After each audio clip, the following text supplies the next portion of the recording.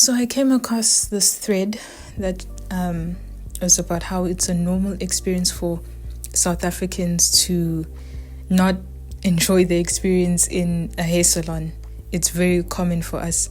And I wanted to share story time about why I started my natural hair training, my experience in hair salons in South Africa. And I also saw that black hairstylists are also very unprofessional in the US. I've seen some videos on YouTube as well.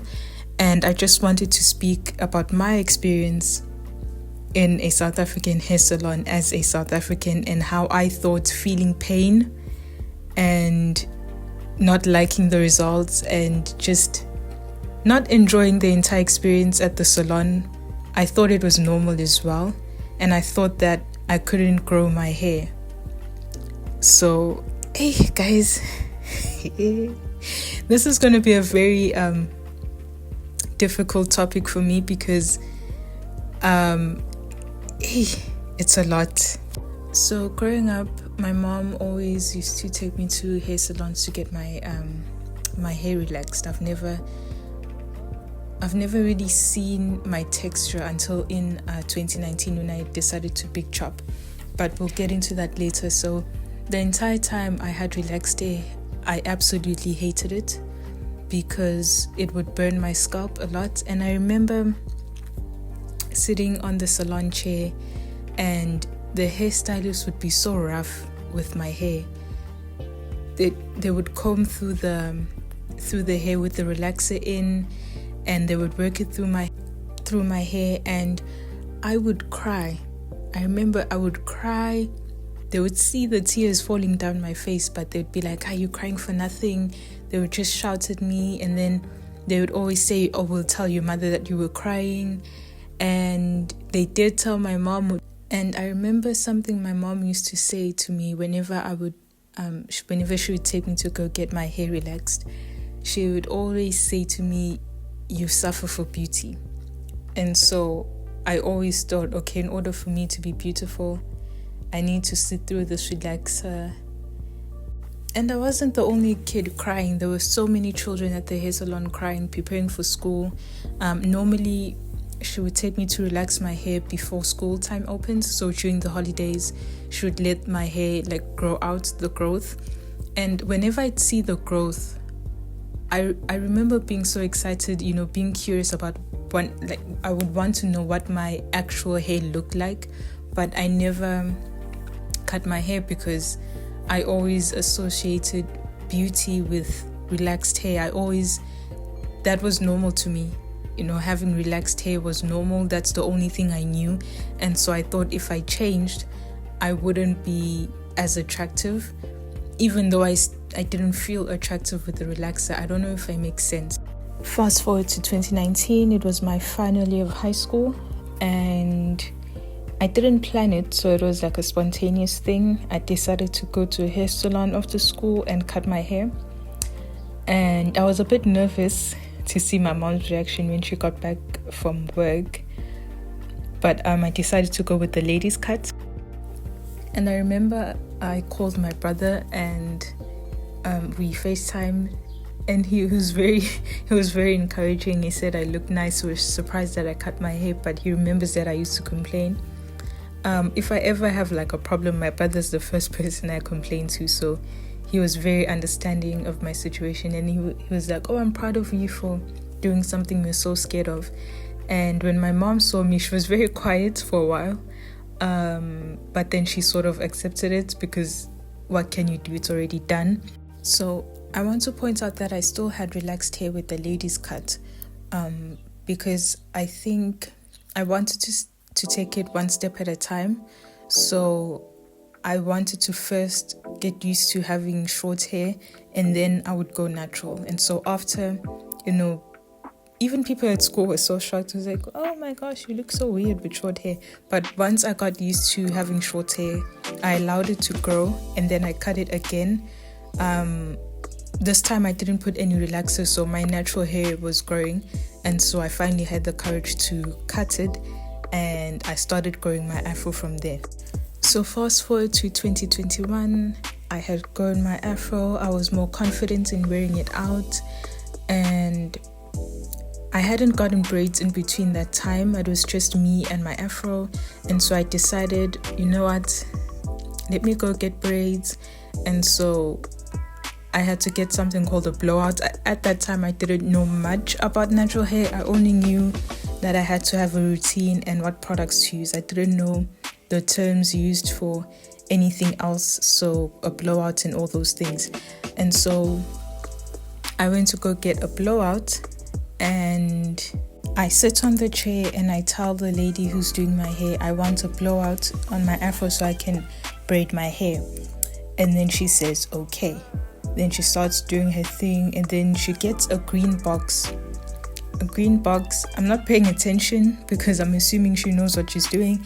She gets a green box and then starts putting stuff on my hair. And then I start to feel a bit of tingling on my head. And I'm looking at this lady. I'm saying, Aibo, what are you doing to my hair? And she says, no, your hair is uputu. She was implying that my afro was too tough to handle, and so she's doing me a favor by making it softer, therefore putting in texturizer. And that was the first time I have ever heard of a Texlax, texturizer, whatever you want to call it. Then she said, relax, I'm not, don't stress, I'm not relaxing your hair. It's just to soften your hair and give you a looser texture. Mind you, this is a black woman. It's a black-owned hair salon. A black woman who has relaxed hair. So she thinks my afro is not the good kind of afro. I remember trying to stay positive. I tried to convince myself. I did go home, and then I remember researching what the box was. And then that's how I found out it was like she was putting texturizer. I was so heartbroken because it felt like I finally had a hang of, afro hair, natural hair. I loved it. I loved the way it looked on me. I felt very beautiful. And so for her to do that without me asking her really upset me. I ignored it for a while and pretended that I was fine, even though I knew I wasn't. I felt like crying. I remember I was on the verge of tears when I left that hair salon because I knew my hair looked so different. It felt thin. The fullness was gone. I also struggled a lot with, managing my hair and styling it because now it's a completely different texture. And it kind of reminded me of what my hair looked like when I used to relax it, and then during that period where I didn't relax and the growth would come out. That's what my hair looked like, and that's what it felt like. So because I didn't know what to do with my hair, I didn't know how to save it, I decided to just braid it. So a lot of the times I just went straight to protective styling with hair extensions as a way to not deal with my natural hair. And so with the braids, I feel like that added on to the stress on my hair because, oh my goodness, my hairline would disappear. They would braid my hair so tightly. I went to a different hair salon, but the way they treated my hair as well wasn't the best. They braided my hair so tightly, especially the hairline, and it would pull on my hair every time I tried to style it in a high bun. And so it just felt like my hair was under constant stress. I even tried my best with laying my edges down. That didn't turn out great, as you can see in this picture. So eventually I decided to stop doing braids, and then I kind of tried every single product. Well, not every single product, but you know what I mean. I tried a bunch of products that people in the natural hair community would recommend, and that's how we ended up with this. And so I have no problem with the natural hair community. I think it can be very, very helpful at times, but it's the way that certain people in that community share information. It's as if they speak as if this is the only way you can grow your natural hair. A lot of people share advice, which I think is great to give people options, but the problem with certain people's advice is that they make it seem this is the only way that you can grow your hair. These are the only products you have to use.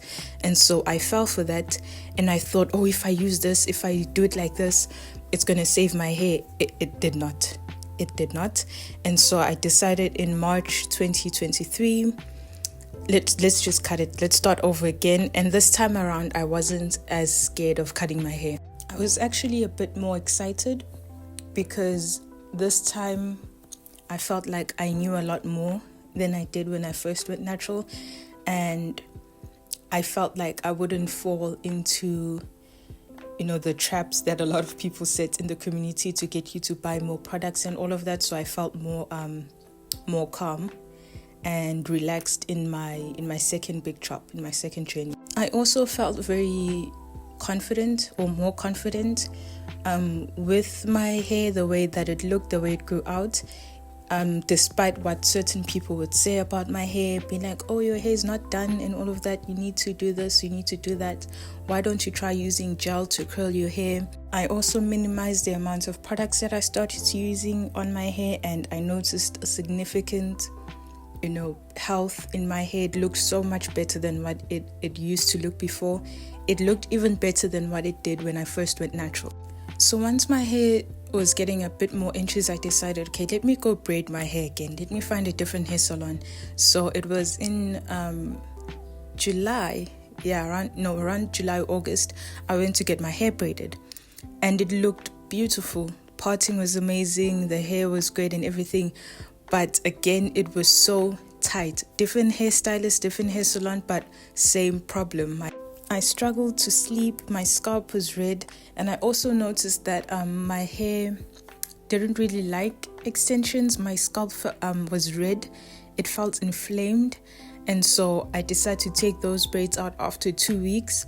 And then in December I went to a different hairstylist, and I thought, hopefully this one will be different. Again, same story.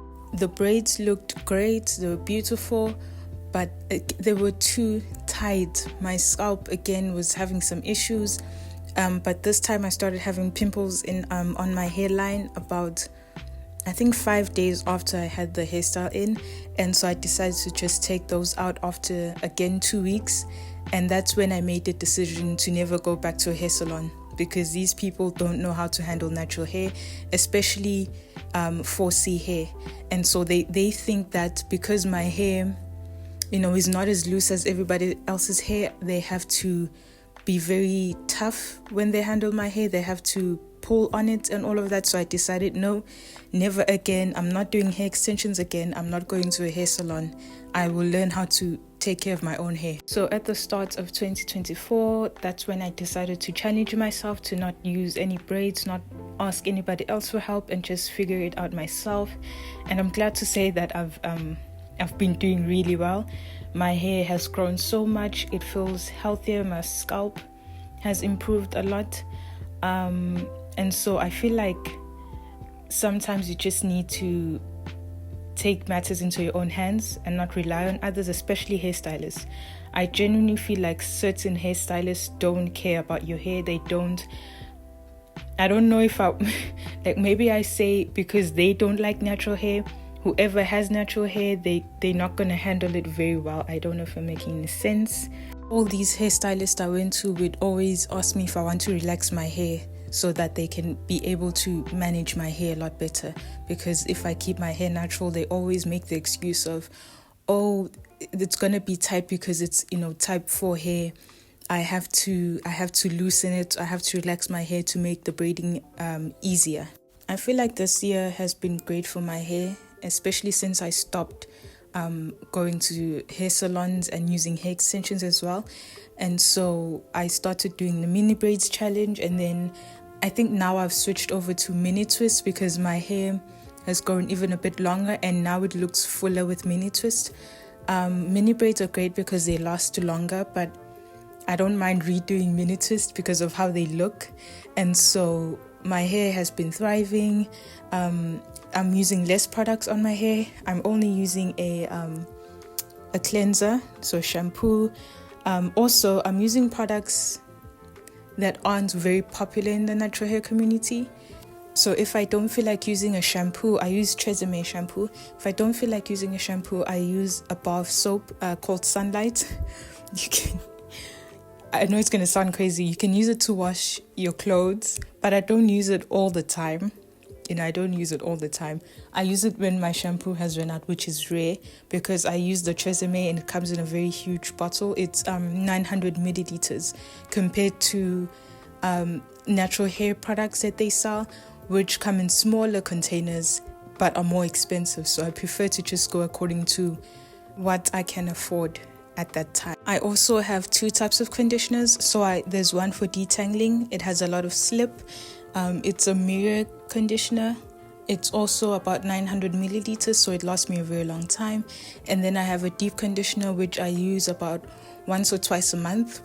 It's a protein. It's the African Originals protein treatment, and I've seen a lot of people complain about it, but it works well for my hair. And then for moisturizing products or styling products, whatever you want to call it, I use the Afro Botanics or Black Pearl hair juice, or if I don't have that, then I will use the either warm water, or I will use Aunt Jackie's hair milk. Then after that, I will use a hair butter. If I don't feel like using a hair butter, I'll leave that alone, and then I will use hair grease. I have no problem with hair grease, despite the discussions in the natural hair community. I like it. It works well for my hair. Or if I don't feel like using hair grease, I will use a hair oil. So I only use 2 products when it comes to re-moisturizing my hair. So if you're wondering why your hair is not growing, I would advise you to start looking at who's doing your hair, who's touching your hair other than yourself. Don't get me wrong, I don't think all hairstylists are bad. I do think there are great natural hairstylists out there. It's just very difficult to find them because, or at least in my experience, there aren't that many around, or those who are around can be expensive. But the advice I would give you is to start learning how to do your own hair, whether that be braiding it, with hair extensions or without hair extensions, how to take care of your own natural hair, because these demonic spirits outside that are possessing these hairstylists don't want to see your natural hair grow. Black people can grow hair, coily hair people, type 4, 4C hair, whatever you want to call your hair type, we can grow hair as well. We just need to find either the right person who cares for your natural hair, who puts a lot of time and effort, or we need to learn how to do it ourselves. I have chosen the second option because it's way easier. I am the only person who touches my hair. I've also learned that the more you start doing your own hair, the more you start taking care of it, that is when you start to fall in love with your hair, and the more you want to wear it out.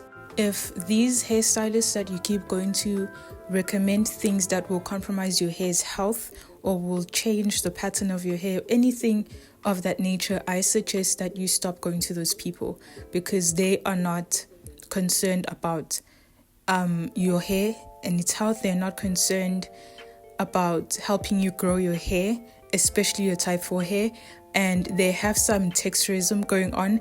And the best way for you to know if the hairstylist you have cares about your hair is if you know about your own hair. If you know what your hair needs, how your hair should be handled, then you'll know which hairstylist is beneficial for your journey on length retention. And so I feel like if we start paying more attention to our own hair ourselves, that will allow us to eliminate people and things that are not helping us in our journey to whether that be length retention or just having healthy hair.